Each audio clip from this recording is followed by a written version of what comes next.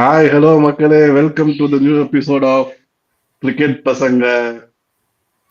Sponsored by யாரும் கிடையாது, நாங்க மட்டும்தான். So today third day of analysis, squad analysis. இன்னைக்கு வந்து யாரை பத்தி பார்க்க போறோம்னா ஆர்ஆர் அண்ட் கேகேஆர் தான்.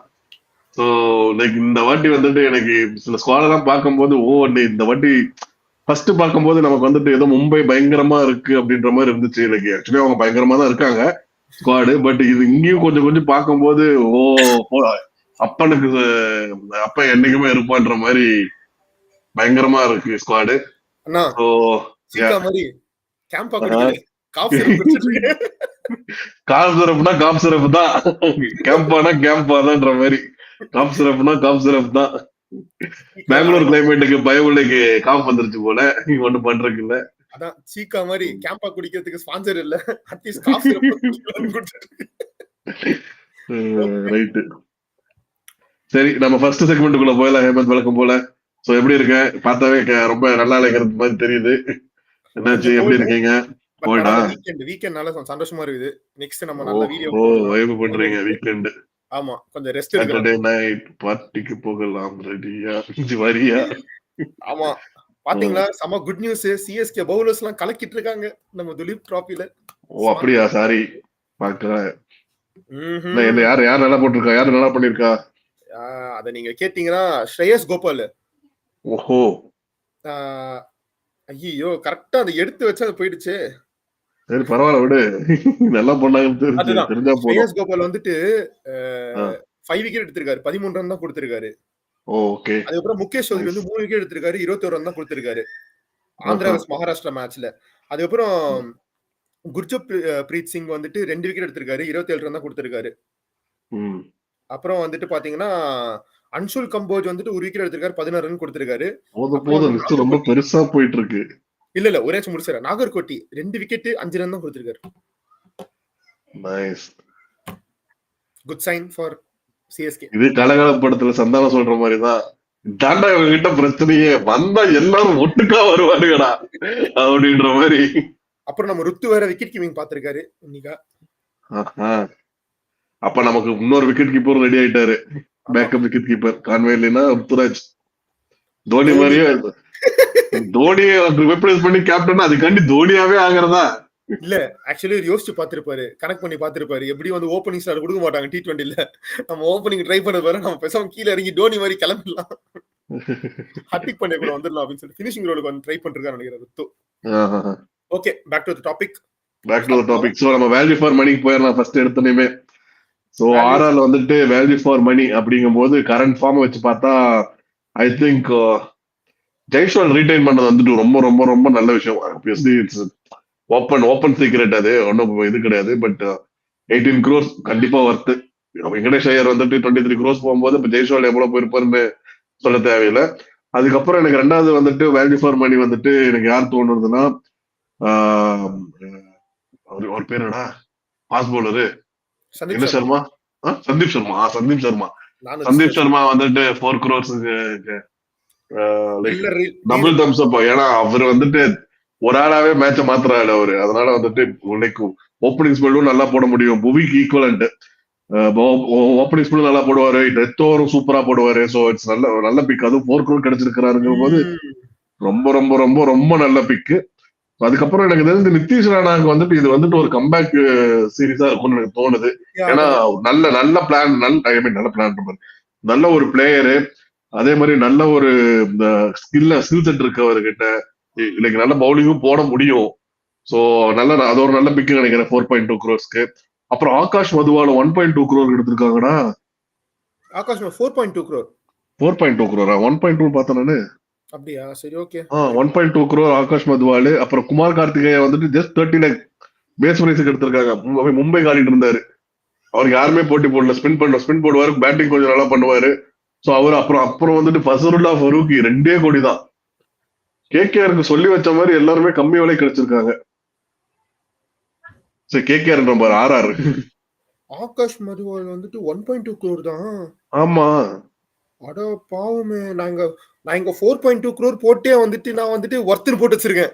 1.2னா ஒர்த்து 1.2 crore சரியா? அது போக ஃபசலுல்லா ஃபரிக்கு 2 crore கொடுத்துட்டு இருக்காங்க, வெறும் 2 crore. இவங்களுக்கு என்ன எனக்கு இவங்க நிறைய ரீட் 6 பேர் ரீட்டைன் பண்ணிட்டாங்க. சரியா? ஏன்னா 12 crores, இவங்க 18 crores அந்த மாதிரி கொடுத்து பண்ணிட்டாங்க. அப்புறம் வெங்கடேஷ் ஐயருக்கு 23 கோடி போயிருக்காங்க. ஆனாலும் இவங்களால ஒரு ஸ்குவாட் பில்ட் பண்ண விட்டுருக்காங்கன்னா ஆக்ஷன்ல எவ்வளவு பேர் முட்டாளா சொல்ல முடியாது, எவ்வளவு பேர் டைனமிக்ஸ் தெரியாம இருந்திருக்காங்கன்னு பாரு. எல்லாம் ஈஸியா இந்த மாதிரி பிக்கெல்லாம் ஈஸியா விட்டுருக்காங்க. ஸோ கொஞ்சம் வருத்தப்பட வேண்டிய விஷயம் தான். பட் ஆனாலும் நல்லா இருக்கு பாக்குறதுக்கு ஸ்குவாடு. ஸோ உன்னோட வேல்யூ ஃபார் மணி யாரு ஹேமந்த்? சந்தீப் சர்மா அப்புறம் வந்து ஆகாஷ் மர்வால் 2 பேருமே எனக்கு 4.2K ஒர்த்துன்ற மாதிரி தான் தோணுச்சு. ஏன்னா அவர் நல்ல பிளேயர் ஆக்சுவலி. அதுக்கப்புறம் வந்து தேஷ் பாண்டே 5.2 crore வந்துட்டு கொஞ்சம் டீசன்ட் பிக்கு. அதே மாதிரி ஏன்னா வந்துட்டு கரண்டா வந்துட்டு அவர் ரீசெண்டா 2 வருஷம் நல்லா சிஎஸ்கே கிட்ட நல்லா பெர்ஃபார்ம் பண்ணிட்டு போயிருக்காரு. அது நல்ல பவுலிங் வேல்யூ உள்ள ஒரு டீமுக்கு தான் போயிருக்காரு. Rajasthan again good they will give good value for bowlers நல்ல வேல்யூ கொடுக்குற டீம். ஸோ அவரோட ஸ்கில் இன்னும் ரைஸ் தான் ஆகும். ஸோ அதுவும் குட் அப்படின்னு தோணுது. ஓவர் ரேட்டட் போயிடலாமா? ஓவர் ரேட்டட் போயிடலாம் கண்டிப்பா. ஓவர் ரேட்டட் பாத்தீங்கன்னா வந்துட்டு ஃபர்ஸ்ட் வந்து நான் ஆர்ச்சர் சொல்றேன். 12.5 crore வந்துட்டு சீரியஸ்லி வந்துட்டு ஒர்த் இல்ல. ஏன்னா வந்துட்டு இன்னும் அவர் எதுவுமே பர்ஃபார்ம் பண்ணல, பெருசா பர்ஃபார்ம் பண்ணாமே வந்துட்டு அவருக்கு அவ்வளவு கோடி கொடுக்கணும்னு அவசியமே கிடையாது. பர்ஃபார்ம் பண்ற எத்தனையோ பேர் இருக்காங்க, அவங்க கிட்ட ஸ்பெண்ட் பண்ணிருக்கலாம். அதுக்கப்புறம் வந்துட்டு எனக்கு ஒரு டவுட் என்னன்னா, ஜுரேல் பராக் அவங்களுக்கு வந்துட்டு 14 கோடி 2 பேருக்கும் போயிருக்காங்க. அதுல வந்து எனக்கு எந்த ஒரு ஆட்சேபனையும் இல்லை. ஆனா 14 கோடிக்கு வந்துட்டு எனக்கு தெரிஞ்சு அவங்க வெளியே விட்டுட்டு மேபி ஆர்டிஎம் போயிருக்கலாம். இப்போ வந்துட்டு அது 14 கோடிக்கு அவங்க ரீட்டைன் பண்றது பதிலா வெளியே விட்டாலே வந்துட்டு, ஏன்னா துருவ் ஜுரேலும் வந்துட்டு T20 ஸ்குவாட்ல இல்ல. அவர் இன்னும் பெருசா அவர் வந்துட்டு சேர்த்து நம்ம வந்துட்டு அவரோட பர்ஃபார்மன்ஸ் வெளியே போர்ட்ரே பண்ணல. அவர் நல்ல பிளேயர்ன்றது ராஜஸ்தான்ல தான் தெரியும். ஆனா ரியான் பராக் அப்படி இல்ல. அவர் வந்துட்டு கொஞ்சம் ஃபினிஷர் தான், நல்ல ஃபினிஷர் தான். பட் ஜுரேல் வந்துட்டு கொஞ்சம் வெளியே விட்டு ஆர்டிஎம் போட்டு எடுத்துக்கலாம். ஒரு 10 கோடிக்கு முடிச்சிட்டு இருப்பாங்க. பட் 14 crore வந்துட்டு அங்க ஒரு 4 கோடி சேவ் பண்ணிருக்கலாம் அப்படின்னு தோணுச்சு. அப்புறம் வந்துட்டு சூரியவன்ஷி 1.1 crore அவ்வளோ எனக்கு தெரியல. ஒரு இனிஷியலா ஒரு பிக் பண்ணிருக்காங்க. ஒரு 13 years ஓல்ட் ஒரு பர்சன், நல்ல டேலண்ட் மேல எந்த கொஸ்டினுமே கிடையாது. பட் ஆனா வந்துட்டு சொல்ல போனா ஒரு பேஸ் பிரைஸ்ல இருந்து கொஞ்சம் மேல போகும்போது விட்டுட்டு இருக்கலாம். ஏன்னா அவர் எப்படியும் க்ரூம் தான் பண்ண போறாங்க. க்ரூம் பண்ற ஸ்டேஜ்க்கு வந்து அவ்வளவு கொடுக்கணும் அப்படின்ற மாதிரி எனக்கு தோணல. உங்களோட ஓவர் ரேட்டட்? என்னோட ஓவர் ரேட்டட் வந்து நான் 2 பேர் எழுதியிருக்கேன். 2 ஃபாரின் பேட்ஸ்மேன்ஸ் தான். ஒன்னு வந்துட்டு ஒருத்தர் வந்து பவுலர் ஆர்ச்சர் வந்துட்டு 12.4 crores வந்துட்டு ஒர்த்தா அப்படின்னு எனக்கும் ஒரு டவுட் இருக்கு. ஏன்னா மும்பையிலயும் பெருசா பண்ணல. ஆல்ரெடி ஆர்ஆருக்கு ஆடி இருக்காருன்னு நினைக்கிறேன். அதுலயும் எனக்கு பெருசா பண்ண மாதிரி ஞாபகம் இல்லை. So I don't think so. Archer வந்துட்டு இன்னும் ப்ரூவன் கமோடிட்டி மாதிரி எனக்கு தோணல. 12.5 crores ஒரு கொஸ்டின் மார்க் தான். மேபி ஒரு இந்தியன் ஃபாஸ்ட் பவுலர் போயிருக்கலாம். அந்த பாயிண்ட் நான் பின்னாடி வரேன். அதே மாதிரி ஹெட்மேயர் வந்துட்டு 11 crores ரீடைன்டு அப்படிங்கிறது வந்துட்டு வை அப்படின்னு எனக்கு தோணுது. ஏன்னா ஹெட்மேயர் யாரு வேணா லைக் இந்த மார்க்கெட்ல வந்துட்டு ஆப்ஷன்ல வந்துட்டு நிறைய பேர் இருந்தாங்க, நிறைய பேட்ஸ்மேன்ஸ் இந்த மாதிரி ஹெட்மேயரோட ட்ரைட்ஸோட இருந்தாங்க.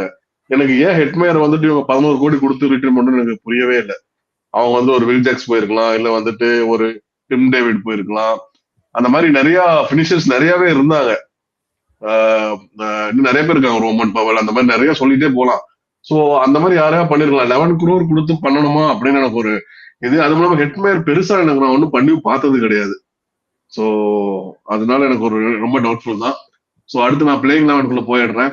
என்னோட ஆர்ஆர் பிளேயிங் 11 எப்படி இருக்கும்னா, யசஸ்வி ஜெய்ஸ்வால் ஓப்பனிங் வித் சஞ்சு சாம்சன். அதுக்கப்புறம் நிதிஷ் ராணாவா இருக்கும் 1 down. அதுக்கப்புறம் ரியான் பராக். அதுக்கப்புறம் ஹெட்மேயர், துருவ் ஜுரேல். அதுக்கப்புறம் அப்படியே பவுலிங் பக்கம் வந்தா சந்தீப் சர்மா, ஆகாஷ் மத்வால், தீக்ஷனா இல்லைன்னா ஹசரங்கா, யாரோ ஒருத்தர் தான் ஆட முடியும்னு நினைக்கிறேன். ஈவன் தீக்ஷனா கூட ஒரு நல்ல பிக்குன்னு தான் சொல்லணும். தீக்ஷனா இல்ல ஹசரங்கா யாரோ ஒருத்தர் ஆட முடியும். ஃபசலுல்லா ஃபருக்கி, ஆர்ச்சர். இதுதான் வந்துட்டு என்னோட பிளேயிங் 11. உன்னோட பிளேயிங் 11 என்ன? ஜெய்ஸ்வால், சாம்சன், ராணா, பராக், ஜுரேல், அதுக்கப்புறம் ஹெட்மேயர். ஆனா ஃபினிஷிங் ரோல் அது மாத்தி. அதுக்கப்புறம் வந்துட்டு பாத்தீங்கன்னா வந்துட்டு சந்தீப் சர்மா, அப்புறம் வந்துட்டு ஆகாஷ் மத்வால், அதுக்கப்புறம் வந்துட்டு ஆர்ச்சர். இங்க 3 பேரு. அதுக்கப்புறம் வந்துட்டு எனக்கு தெரிஞ்சு துஷார் தேஷ்பாண்டே, அதுக்கப்புறம் வந்துட்டு ஹசரங்கா, தீக்ஷனா அப்படின்னு சொல்லிட்டு தோணுது. மேபி வந்துட்டு அவங்க கடைசியா வந்து மாத்திக்கலாம். இந்த 2 ஹசரங்காவோ இல்லைன்னா தீக்ஷனாவோ அவங்க வந்துட்டு நீங்க சொல்ற பிளேயரோட ஷிஃப்ட் பண்ணிக்கலாம். 3 ஸ்பின்னர் இருக்காங்க. 3 ஸ்பின்னர் யாரு ஓகே பெஸ்ட்டா 2 பண்றாங்களோ அவங்கள எடுத்துக்கலாம். ஓகே ஆனா இதுவும் பிரெடிக்டபிள் ஸ்குவாட் தான். ஒன்னும் டிஃபரண்ட் இல்ல, கஷ்டமா இல்ல. ஓகே கொஞ்சம் வெரைட்டி இருக்கு பார்க்கலாம். ம். அடுத்து ஹிட்ஸ் அண்ட் மிஸ்ஸஸ் போயிடலாமா? ஷூர், கண்டிப்பா. ஹிட்ஸ் அண்ட் மிஸ்ஸஸ் உன்னோட ஹிட்ஸ் அண்ட் மிஸ்ஸஸ் என்ன ஆர்ஆர்ல?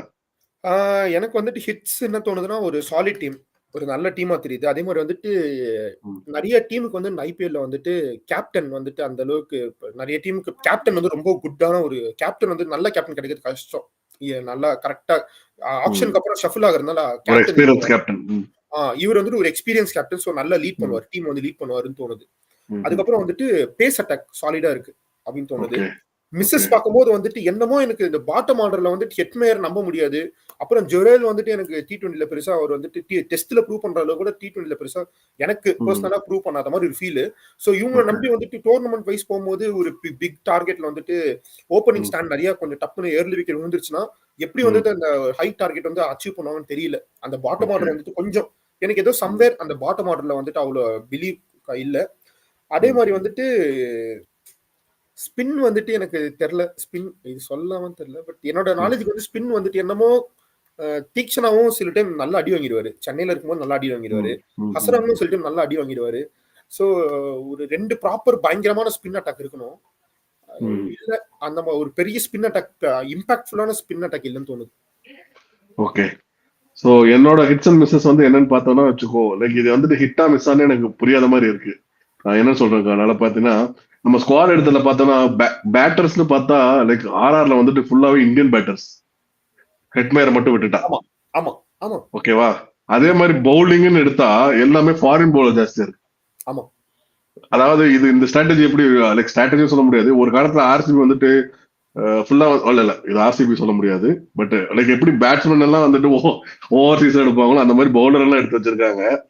பட் இது ஒர்க் அவுட் ஆகுமா அப்படின்னு, இது ஹிட்டும் ஆகலாம் மிஸ்ஸும் ஆகலாம். இது ரெண்டுக்குமே ஆகிறதுக்கு வாய்ப்பு இருக்கு. அது லைக் இந்தியன் கண்டிஷன்ல ஃபாஸ்ட் பவுலர்ஸ் வந்து ஃபாரின் பவுலர்ஸ்ங்கிறது வந்துட்டு எனக்கு ஒரு மிஸ் மாதிரி தான் தோணுது. ஆமா. But like Indian batsmen fine. But Indian bowlers வந்துட்டு கொஞ்சம் சந்தீப் சர்மா விட்டா சந்தீப் சர்மா, ஆகாஷ் அகர்வால், ஆகாஷ் மதுவால், துஷார் தேஷ்பாண்டே எனக்கு தெரிஞ்ச 3 பேரும் ஆட வைக்க முடியாது. ஏன்னா அப்படி ஆட வச்சா அவங்களுக்கு வந்துட்டு இந்த ஸ்லாட், அதாவது ஃபாரினர் ஸ்லாட் ஃபில் பண்றதுக்கு பெருசா உங்க பேட்ஸ்மேன் கிடையாது. ஸோ பேட்ஸ்மேனா இருக்க முடியாது. அதே மாதிரி பவுலரா இருக்கணும்னா இவங்கள யாரோ 2 பேர் வந்துட்டு வெளியே உட்கார வேண்டியதா இருக்கும். ஸோ இது ஒரு மாதிரி வந்துட்டு கொலாபரேஷனான ஒரு காம்பினேஷனா இருக்க போகுது. ஸோ இதனால கொஞ்சம் லைக் டீம் காம்பினேஷன்ல கொஞ்சம் அடி வாங்குறதுக்கு வாய்ப்பு இருக்குன்னு தோணுது. இன்னொன்று வந்துட்டு நல்லா பாத்தீங்கன்னா ஆல்ரவுண்டர்ஸ், இதுல சொல்லிக்கிற மாதிரி ஒரு ஆல்ரவுண்டர் என்னால கண்டுபிடிக்க முடியல இந்த ஸ்குவாட்ல, ரியான் பராக தவிர்த்து. சோ அது ஒரு கொஸ்டின் மார்க். அது ஒரு கொஸ்டின் மார்க்கா இருக்குது. அதே மாதிரி நீ சொன்ன மாதிரி ஸ்பின்னர்ஸ்ல வந்துட்டு ஹசரங்காவும் தீக்ஷனாவும் இருக்காங்க. பட் ஒரு இந்தியன் பவுலர் இல்ல, ப்ராப்பர் பவுலர் இல்ல. போன ஆர்ஆர் எடுத்துட்டோம்னா வச்சுக்கோ, அவங்களுக்கு வந்துட்டு நிறைய இப்போ அவையில போயிட்டு நல்லா விளையாடி ஜெயிக்கிறவங்க, அவங்களுக்கு நிறைய ஜெயிச்சு கொடுத்த பிளேயர்ஸ் வந்து பாத்தீங்கன்னா ஆர் அஸ்வினா இருக்கட்டும் இல்ல சஹலா இருக்கட்டும், இவங்க 2 பேருமே கிடையாது. ஸோ ஒரு பிரீமியம் இந்தியன் பவுலர் கிடையாது. ஸோ அது ஒரு மைனஸா இருக்க போகுது. அதுவும் அது ஒரு உங்களுக்கு அழகா துருஜோரல வெளியே விட்டு சஹால் அந்த காசுக்கு ரீட்டைன் பண்ணிருந்தா 14 crore சஹால கிடைச்சிருப்பாங்க. துருஜோரல வெளியே விட்டு 10 கோடிக்கு எடுத்துட்டு இருக்கலாம். இவங்க வந்துட்டு ஏன் வந்து சஹால வந்துட்டு புரிஞ்சுக்காம ஆர்சிபி மேனேஜர் புரிஞ்சுக்கல, கடைசி ஆர்ஆரும் வந்துட்டு புரிஞ்சுக்கலன்னு தெரியல. அவர் வந்து ஒரு மேட்ச் ஸ்பின்னர். அவர் ஒரு ஆளு 4 ஓவர் அடிக்க முடியாத அளவுக்கு போடுவாரு. ஆனா அவர் ஏன் ப்ராப்பரா இன்னும் ஜட்ஜே பண்ணாம இருக்காங்கன்னு தெரியல. சோ அதுதான் எனக்கு வந்து ரொம்ப எனக்கு ஹிட்ஸோட நிறைய மிஸ்ஸஸ் தெரியுது ஆர்ஆர்ல.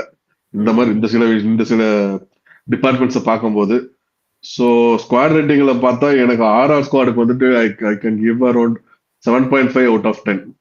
ஓ எக்ஸாக்ட்லி 7.5. ஏன்னா அது ஹிட்டாவும் இருக்கலாம் மிஸ்ஸாவும் இருக்கலாம், நம்ம சொல்ல முடியாது. அது டோர்னமெண்ட் ப்ரொலாங் ஆகும்போது தான் நமக்கு தெரியும், ப்ரோக்ரஸ் ஆகும்போது தான் நமக்கு தெரியும் இந்த ஸ்குவாட் எப்படி பில்ட் ஆகுதுன்ட்டு. ஸோ லைக் ஃபார் எக்ஸாம்பிள் இப்போ நான் அவங்க வந்துட்டு ஒரு ஒரு ஒரு ஓவர்சீஸ் பேட்ஸ்மேனை கொண்டு வரணும்னு நினைச்சா கூட அவங்கள்ட்ட கிடையாது இந்த ஹெட்மேயர் தவிர்த்து. அதுதான் எனக்கு ஒரு சீமர் 2 ஸ்பின்னர் அவங்க வந்து ஃபாரினர்ஸ் யூஸ் பண்ணி ஆகணும். அதுதான் வில் சி காலம் பதில் சொல்லும். சோ நெக்ஸ்ட் வந்துட்டு நம்ம கேகேஆர் பாத்திரலாம். சாரி, போன வாட்டி ஸ்குவாட போட மறந்துட்டேன். ஆர்ஆர் ஸ்குவாட. சோ கேகேஆர் என்ன சொல்றது, செம்ம டீம். வேல்யூ ஃபார் மணில நான் போயிடுறேன் ஃபர்ஸ்ட். வேல்யூ ஃபார் மணில வந்துட்டு நிறைய இருக்காங்க. Rinku at 13 crore is steal deal. Rinku எல்லாம் விட்டுருந்தா 10 அளவுக்கு போயிருப்பாரு. அதுதான் உண்மை. அதை வந்து 13 கோடி போயிடுச்சு. கண்டிப்பா 18 crore போயிருப்பாரு. வெங்கடேஷ் ஐயர் 23 crores போகும்போது ரிங்கு சிங் வந்துட்டு 26 crore போக மாட்டாங்களா? வெங்கடேஷ் ஐயரே ஓவர் ரேட்டட் தான். நீங்க வாங்க விஷயத்துக்கு வாங்க. அது நானும் சொல்றேன். சரியா, இப்போ ரிங்கு வந்துட்டு 13 crore வந்து ஒரு ஸ்டீல் டீல். அதே மாதிரி குவிண்டன் டிகாக் 3.6 crore வந்துட்டு நல்ல ஒரு டீல். சோ அது வந்து வேல்யூ ஃபார் மணி. கண்டிப்பா ஒரு 5 கேமாவது ஆடி கொடுத்துருவாரு கண்டிப்பா. சோ அதே மாதிரி ரோமன் பவல் 1 மேட்ச் ஆடுவாரு. அதே மாதிரி ரோமன் பவல் வந்துட்டு 1.5 crore வந்துட்டு ஒரு ஸ்டீல் டீல் சொல்லுவேன். ஏன்னா ரோமன் பவல் வந்துட்டு நல்ல பொட்டன்ஷியல் உள்ள batsman, I can Pavul also. So அது வந்துட்டு ஒரு ஸ்டீல் டீல். அதே மாதிரி ஹர்ஷித் ராணா வந்துட்டு 4 crore ரீட்டைன் பண்ணிருக்காங்க. கரெக்ட். அது வந்துட்டு ஒரு ஆசம் பிக். அதுக்கப்புறம் இன்னொரு வந்துட்டு அவுட் ஆஃப் த பாக்ஸ் நான் என்ன சொல்றேன்னா, உம்ரான் மாலிக் வந்துட்டு 75 lakh எடுத்திருக்காங்க. கண்டிப்பா சொல்லுவேன். பிரைஸ்க்கு எல்லாருமே வந்துட்டு உம்ரான் மாலிக் டப்புன்னு எல்லாரும் மறந்துட்டு எல்லாரும் மூவ் ஆன் பண்ணி போயிட்டாங்க. லைக் மயங்க் யாதவ பார்த்து போயிட்டாங்க நினைக்கிறேன். ஏன்னா மயங்க் யாதவ் முன்னாடி பெருசா பேசப்பட்ட இந்தியன் லெவல்ல வந்துட்டு பேசப்பட்ட ஒரு பவுலர் வந்துட்டு உம்ரான் மாலிக். சடனா வந்துட்டு ஒரு டிஃபரெண்ட் ஃபார்மா என்னன்னு தெரியல. பட் ஆனா எஸ்ஆர்ஹெச் வந்துட்டு அவர் பேக் பண்ணலன்னு நான் சொல்லுவேன். ஸோ ஒருவேளை இவருக்கு வந்துட்டு பிளஸிங்ஸ் இன் டிஸ்கைஸ் லைக் அப்படிதான் சொல்லணும். அவங்க கேகேஆருக்கு வர்றது நல்ல ஒரு சான்ஸ் கொடுப்பாங்கன்னு நினைக்கிறேன். கொடுத்தா நல்லா இருக்கும். உம்ரான் மாலிக் வந்துட்டு ஒரு நல்ல பிக் 75 lakhs. சோ உன்னோட வேல்யூ ஃபார் மணி என்ன ஹேமந்த்? என்னோட வேல்யூ ஃபார் மணி வந்து ரிங்கு சிங், டிகாக், அப்புறம் வந்துட்டு உம்ரான் மாலிக் இருந்தாரு. அதுக்கப்புறம் வந்துட்டு ரஹானே 1.5 crore. கண்டிப்பா வந்துட்டு நல்ல டீல் சொல்லணும். ஏன்னா இவங்க டீம்ல வந்துட்டு கேப்டன் இல்ல. இனிஷியலி வந்துட்டு எனக்கு தெரிஞ்சு வெங்கடேஷ் ஐயர் போவாங்க. ஒருவேளை ஏதாவது சொதப்புச்சுனா கூட பெஸ்ட் ரஹானே கையில கேப்டன்சி, துப்பாக்கியை புடிங்க சிவா அப்படின்னு சொல்லிட்டு ரஹானே கிட்ட கொடுத்தா கேப்டன்சியாச்சும் ஒழுங்கா நடக்கும். ஏன்னா அவர் ரொம்ப எக்ஸ்பீரியன்ஸ்டு கேப்டன். பிளஸ் வந்து டீசென்டான ஒரு ஒன் டவுன் தான். அது வந்துட்டு டவுட்டே வேணாம். கண்டிப்பா நல்லா ஆடி கொடுப்பாரு. அதுக்கப்புறம் பாத்தீங்கன்னா மொயின் அலி 2 crore எடுத்திருக்காங்க. செம்ம டீல். ஆனா ரொம்ப அண்டர் ரேட்டடா தெரியும். ஆனா அவர் உள்ள எடுத்தாங்கன்னா செம்ம ஆல்ரவுண்டர். பொறுங்க பாய் அப்படின்ற மாதிரி தான் நான் வருவேன் உனக்கு. சரிவா. அப்புறம் வந்து மொயின் அலி 2 crore தான் எடுத்திருக்காங்க. தேவைப்படும் போது அவர் யூஸ் பண்ணிக்கலாம். ஒன்னும் பிரச்சனை கிடையாது. அதே மாதிரி பாத்தீங்கன்னா வந்துட்டு வைபவ் அரோரா அப்படின்னு சொல்லிட்டு ஒரு பிளேயர் எடுத்திருக்காங்க. சரியான பிக்கு. அதுக்கு முன்னாடி ஒரு ஆதாரம் தான் ஆயிட்டு இருந்தாங்க. கேகேஆர் தான் ஆயிட்டு இருந்தாரு. நான் சொல்றேன் கண்டிப்பா ஒரு நிறைய செம்மையான பிளேயர். அவரை பொட்டன்ஷியலா யூஸ் பண்ணா சரியான பிளேயர். யூஸ் பண்ணுவாங்கன்னு பார்க்கணும்ல. ஆமா. அதே மாதிரி வந்து வருண் சக்கரவர்த்தி 12 crore வந்து வொர்த். ஒழுங்கான சுனில் நரேன் கூட வருண் சக்கரவர்த்தியோட காம்பினேஷன் வந்து பெஸ்ட் காம்பினேஷன்.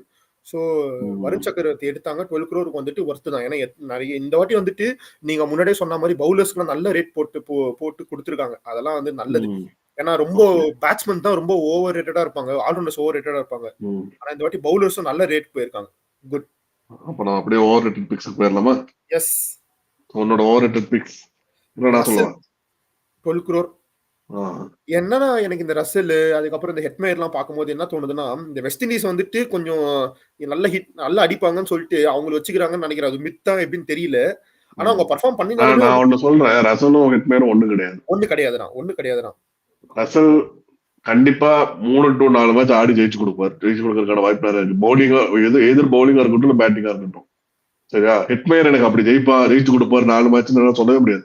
ஏதோ ஒரு மேட்ச்ல சப்போர்ட் பண்ணி கொடுப்பாருன்னா சொல்ல முடியுமே தவிர அவர் ஆடி நான் கன்சிஸ்டன்டா ஆடி நான் பார்த்தது இல்ல. ரசல் வந்துட்டு கன்சிஸ்டன்டா ஆடி நான் பார்த்திருக்கேன் கேகேஆருக்கு. சோ எனக்கு வந்துட்டு அந்த 12 crore வந்துட்டு எனக்கு ஓவர் ரேட்டடா தெரியல. எனக்கு வேற ஒண்ணுதான் ஓவர் ரேட்டடா தெரியுது. நான் அப்புறம் வரேன். அப்புறம் வந்துட்டு வேற யாரும் இல்ல. எனக்கு வந்துட்டு வெங்கடேஷ் ஐயர் தான் ரொம்ப ஓவர் ரேட்டடா தோணுது. அவருக்கு வந்துட்டு பொட்டன்ஷியல் நல்ல பிளேயர் தான். பட்னா வந்துட்டு அந்த அளவுக்கு ரொம்ப ஓவர் ரேட்டடா தோணுது. எனக்கும் அதேதான். லைக் சொல்லட்டுமா, எனக்கு இந்த ரமன்தீப் சிங் இருக்காருல்ல 4 கோடிக்கு வந்து ரிட்டைன் பண்ணிருக்காங்க. அவர் வந்து வெளியே விட்டுட்டு பேசாம இவரே ரிட்டைன் பண்ணிருக்கலாம் 18 கோடிக்கு. டாப் டயராவே ரிட்டைன் பண்ணிருக்கலாம். ரிட்டைன் பண்ணிருந்தாலும் ஒரு 5.25 கோடி உங்களுக்கு இருந்திருக்கும். ரமன்தீப் சிங் 4 கோடி கொடுத்து எடுத்திருக்காங்க. ரிட்டைன் பண்ணி எதிர்பார்த்திருக்க மாட்டாங்களா இருக்கும் இவ்வளவு கோடிக்கு போவாருன்னு. ப்ராபபிலி யா பட் ஆனா வந்துட்டு அதுதான் ஜட்ஜ் பண்ணணும். பிகாஸ் இல்ல இவங்க வந்துட்டு இவங்க வந்து வெங்கடேஷருக்கு போறாங்க, கண்டிப்பா போவாங்கன்னா, அது ஓவர் டெஸ்பரேட்டா எடுத்துக்கலாம்ல. இருப்பாங்கன்னு தெரியும். ஆப்வியஸ்லி இல்ல எல்லாரும் வந்துட்டு பிரைஸ் ஏத்தி விட்டுருப்பாங்க கண்டிப்பா. ம். அதுவும் நடந்திருக்கும். சோ கண்டிப்பா. எனக்கும் அதேதான். லைக் எனக்கு வந்து ஓவர் ரேட்டட் பிக்ல வந்துட்டு வெங்கடேஷ் ஐயர் நல்ல பிளேயர், அதெல்லாம் ஒண்ணுமே நான் கிரிட்டிசைஸ் பண்ற ஒண்ணும் கிடையாது. பட் ம். வெங்கடேஷ் ஐயருக்கு 23 கோடிங்கிறது வந்துட்டு இட்ஸ் ஓவர் ரேட்டட். அவ்வளோ ம். 23 crores வந்துட்டு ஒர்த்தான பிளேயரானா எனக்கு தெரியல. ம்ஹ்ம். we have to wait and watch. So அதே யா. மாதிரி வந்துட்டு மொயின் அலி அண்ட் ரஹானே, எனக்கு நான் லைக் பேஸ் பிரைஸ் தான் எடுத்திருக்காங்க, அதெல்லாம் ஒன்றும் சொல்ல வரல. But still they like do they have it in them அப்படிங்கிறது வந்துட்டு எனக்கு ஒரு கொஸ்டின் மார்க்கா இருக்குமோ அப்படின்னு எனக்கு தோணுது.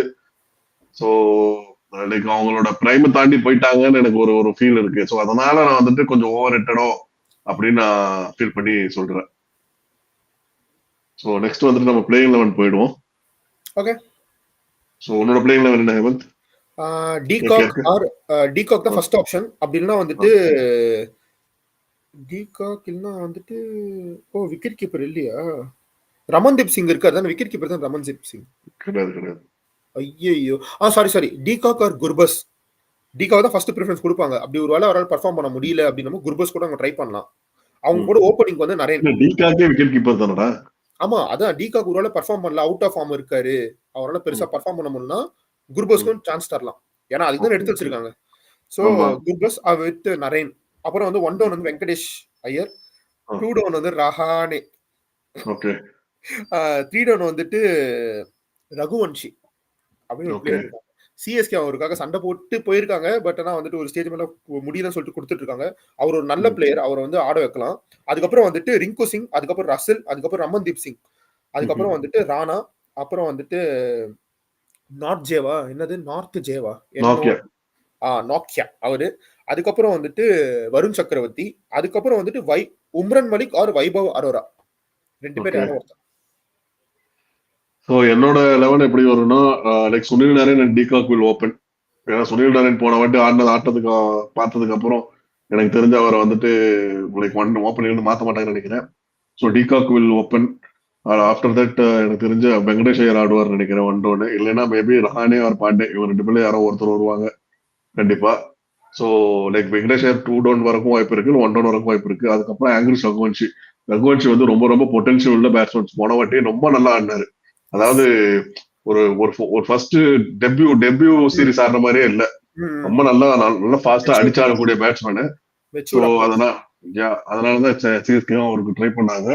ஸோ அதுக்கப்புறம் வந்துட்டு எனக்கு தெரிஞ்சு ரிங்கு சிங், ஆண்ட்ரே ரசல், ரமன்தீப் சிங், ஹர்ஷித் ராணா, வருண் சக்கரவர்த்தி, ஆண்ட்ரிக் டோக்கியா, அவ்வளவுதான். உம்ரான் மலிக்கும் அரோராவுக்கும் எனக்கு உள்ள இடம் கிடைக்குமானே எனக்கு ஒரு டவுட் தான். இல்ல அதான் நீங்க சொன்னது 11 மெம்பர்ஸ் தான். இம்பாக்ட் பிளேயர் இடம் இருக்கு. இம்பாக்ட் பிளேயர் இடம் இருக்கு. பட் ஆனா இப்போ ஒருவேளை யார வெளியே எடுத்து கொண்டு போடுவாங்க, மேபி லைக் ஹர்ஷித் ராணா இல்ல யாரையும் வெளியே எடுக்க பேட்ஸ்மேன் ரஹானே தூக்கி வெளியே போட்டுட்டு வேணா எடுக்கலாம். இல்ல நீங்க சொன்னது இது வரைக்கும் சொன்னது 11 மெம்பர்ஸ் தான். 12th மெம்பர் வந்துட்டு நம்ம வந்துட்டு இம்பாக்ட் பிளேயரா எடுத்துக்கலாம்ல. ரஹானே தூக்கி அதுதான் உள்ள அப்போ போட்டு வெளிய எடுக்கலாம். அப்போ அதான் யாரும் எடுக்கிறதுன்னு அதை பத்தி பேசிட்டு இருக்கேன். அப்பனா ஓகே. ஆமா நீ ரஹானே தான் கேப்டன் போது ரஹானே எடுக்க முடியாதுல்ல. அப்ப நான் யார அப்ப ரிங்கு சிங்க தான் வெளியே எடுக்கணும், ஆமா ரகுவன்ஷி வெளியே எடுக்கணும். பரவாயில்ல. இதுல என்ன இருக்கு, அவங்கலாம் ஜஸ்ட் ஃபீல்டிங் தானே பண்ண போறாங்க. அந்த ஃபீல்டிங் இவங்க வச்சு பண்ணிக்கலாம், ஒன்றும் ப்ராப்ளம் இல்ல. ஸோ இதுதான் வந்துட்டு கேகேஆரோட பிளேயிங் 11. ஸோ ஹிட்ஸ் அண்ட் மிஸ்ஸஸ்குள்ள போயிடலாம். ஸோ கேகேஆரோட ஹிட்ஸ் அண்ட் மிஸ்ஸஸ்ல வந்துட்டு நான் ஃபர்ஸ்ட் வந்து ஹிட்ஸ் வந்து என்ன சொல்லுவேன்னா பேட்டிங் பவர் ஹவுஸ். மும்பை மாதிரியே தான் சொல்றேன். லைக் இவங்க வந்து கம்ப்ளீட் பேட்டிங் பவர் ஹவுஸ். அடிச்சா லைக் சேஸ் பண்ணா எவ்வளவு ஓவர்ல சேஸ் பண்ணுவாங்கன்னு தெரியாது, அடிச்சா எவ்வளவு அடிப்பாங்கன்னு தெரியல. அதுவும் வந்துட்டு கொல்கட்டால ஆடுறாங்க போது கொல்கட்டா வந்துட்டு ஒரு பெங்களூர் பிச்சா மாதிரி ரொம்ப நாள் ஆயிடுச்சு. ஸோ அது வந்துட்டு லைக் அங்க ஹை ஸ்கோரிங் தான், மோஸ்ட்லி ஹை ஸ்கோரிங் தான், அங்க வென்யூ தான் அது. ஸோ அதனால கண்டிப்பா அது அவங்களுக்கு நல்லா சப்போர்ட் பண்ணும். அதே மாதிரி இப்போ வந்துட்டு இன்னொரு விஷயம் என்னன்னா லைக் பவுலிங் வெரைட்டி. இந்த வெரைட்டி ஆஃப் பவுலிங் அவங்க வச்சிருக்கிறத பார்த்தா எனக்கு வந்துட்டு ஆச்சரியமா இருக்கு.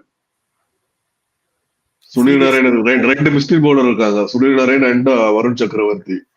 அது போக ரசல் இருக்காரு, ஆண்ட்ரிக் நோக்கியா இருக்காரு, ஹர்ஷித் ராணா இருக்காரு, போதாத வரைக்கும் உம்ரான் மலிக் இல்லைன்னா அரோரா இருக்கிறாரு. ஒருவேளை வந்துட்டு ஒரு ஸ்பின்னர் இன்னொரு ஏதாவது ஸ்பின்னர் ஒன்னும் அங்குல் ராயை கொண்டு வரலாம். அப்படியே வெங்கடேஷ் ஐயர் பவுலிங் போட முடியும். ஸோ லைக் அவங்களுக்கு பவுலிங்கும் ரொம்ப நல்லாவே இருக்குன்னு தான் எனக்கு தோணுது.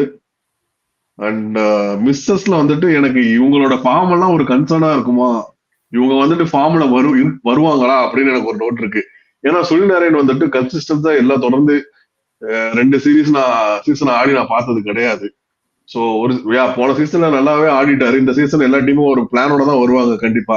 ஏன்னா போன சீசன் அவர் ஓப்பனிங்கை திருப்பி இறக்குவாங்கன்னு யாருமே எதிர்பார்க்கல. சோ இந்த சீசன் அவர் நல்லா ஒர்க் அவுட் பண்ணிட்டு வருவாங்கன்னு நினைக்கிறேன். சோ அவரோட ஃபார்ம் வந்துட்டு ஒரு கொஸ்டின் மார்க்கா இருக்கும். அதே மாதிரி ரசல் வந்துட்டு தொடர்ந்து இவ்வளவு வருஷமா ஆடிட்டு இந்த குதிரை இன்னும் ஓடுமா அப்படின்னு பார்க்கணும். சோ அது ஒரு question mark. Then Pandey and Rahane இவங்க 2 பேரும் இருக்குன்னா 2 பேரும் ஃபார்ம்ல இருப்பாங்களா அப்படிங்கறதும் எனக்கு ஒரு ஒரு கொஸ்டின் மார்க். அண்ட் அகைன் இந்த tag value price tag value 23 crores வந்துட்டு ஒரு வெங்கடேஷ் ஐயர் மேல வந்துட்டு இவ்வளவு கோடி போட்டிருக்கும் போது கண்டிப்பா அது ஒரு ப்ரெஷர் கிரியேட் பண்ணும் ஒரு பிளேயரை. So it will make or break a player. So அது என்ன ஆக போகுதுன்னு நம்ம பார்க்கணும். வெங்கடேஷ் ஐயருக்கு வந்துட்டு அந்த ப்ரெஷரை எடுத்துக்கிட்டு ஆட முடியுமா இல்ல முடியாதாங்கிறது என்னால பார்க்கணும்னு ஒரு ஒரு அது ஒரு இன்ட்ரெஸ்டிங் ஆஸ்பெக்டா இருக்கும் அந்த மேட்ச் அப்போ கேகேஆர் மேட்ச் அப்போ பாக்குறதுக்கு. But with this line up எனக்கு தெரிஞ்சு நல்லா இருக்கும் தோணுது. ஓகே, உன்னோட ஹிட்ஸ் அண்ட் மிஸ்ஸஸ்? என்னோட hits and misses first of all இது ஒரு சாலிடான டீம். பேட்டிங் லைன் பாத்தீங்கன்னா வந்து ஓப்பனிங்கே வந்து டீகாக், அதுக்கப்புறம் வந்து நரேன் குட் ஓப்பனர்ஸ், அப்புறம் Venkatesh Iyer, Rahane, Raghuvanshi middle order, Rinku Singh, Russell, Ramandeep Singh. What else team can expect? ஒரு பேட்டிங் லைன் இப்படி ஒரு சாலிடான பேட்டிங் லைன் இருக்கு. I mean top order, middle order, bottom order எல்லாமே பெர்ஃபெக்டா இருக்கு. அப்புறம் பாத்தீங்கன்னா பெஸ்ட் பவுலிங், 2 ஸ்பின்னர், 2மே பயங்கரமான ஸ்பின்னர்ஸ், நரேனா இருக்கட்டும், வருண் சக்கரவர்த்தியா இருக்கட்டும். அதுக்கப்புறம் பாத்தீங்கன்னா வந்துட்டு உம்ரான் மலிக், அப்புறம் நார்கே, அதுக்கப்புறம் வந்துட்டு ரசல் இருக்காரு, அதுக்கப்புறம் வந்துட்டு நம்ம ராணா, ஹர்ஷித் ராணா இருக்காரு. ஒரு டீமாவே வந்துட்டு சொல்ல போனா இது ஒரு கம்ப்ளீட் பெஸ்ட் பேக்கேஜ். ஆனா மிஸ்ஸஸ் நான் சொல்லுவேன்னா, என்னதான் ஒரு பெரிய படை வச்சிருந்தாலும் ஒரு ராஜா வந்துட்டு கரெக்டா இருந்தாதான் அந்த படையை நடத்த முடியும். So captain is very very important. இன்னும் இந்த கேப்டன் ஃபேக்டர் வந்துட்டு எப்படி அஃபெக்ட் பண்ண போகுதுன்னு தெரியல அந்த டீம். அது ஒரு மேஜர் மிஸ்ஸிங். அதுக்கப்புறம் out of the box Gautam Gambhir லைட்டா மிஸ் பண்ணுவாங்க. இல்லப்பா, நீ அது தப்பா புரிஞ்சுட்டு இருக்க. போன வாட்டி புது கோச் அவங்களுக்கு. அவரு கௌதம் கம்பீர் வந்துட்டு கோச் கிடையாது, மென்டர். அவங்களோட கோச் எடுத்து பாத்தீங்கன்னா அவர் பேரு டப்புனு சந்திர பிரகாஷ் என்னமோ பேர் அவரு, சரியா? அவர் வந்துட்டு அவரோட டொமஸ்டிக்ல போயிட்டு அவரோட ரெக்கார்டுன்னு போய் பாரு. பெப் கார்டியோலா மாதிரியான ஒரு ஸ்டாட்ஸ் உள்ள ஒரு ஒரு ஒரு ஒரு ஒரு ஒரு ஒரு கோச்.